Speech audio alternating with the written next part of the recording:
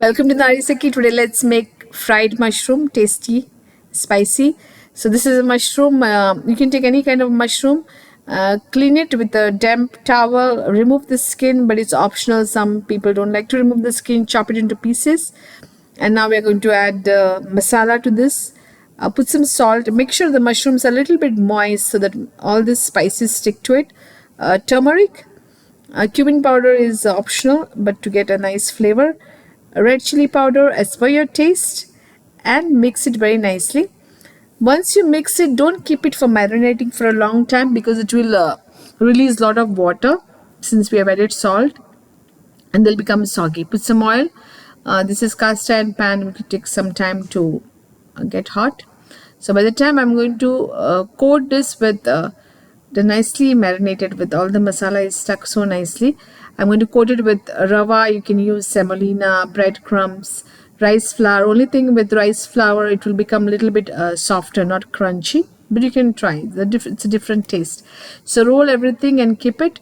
My pan is hot. Now I'm going to put the thick slices in the middle and the thin one surrounding it. That way, they get cooked evenly.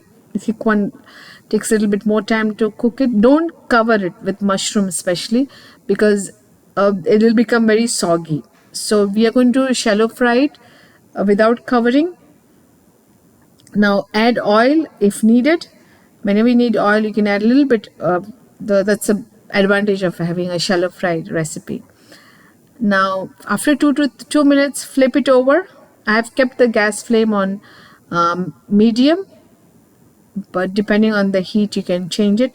So flip it over and cook on the other side for another 2 minutes.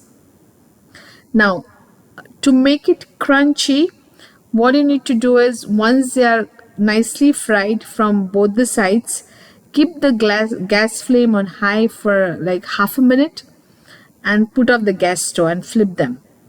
But make sure you watch them because you don't want to burn it. So just keep it on high and then turn it on both the sides so that you get a nice crunchy coating for that.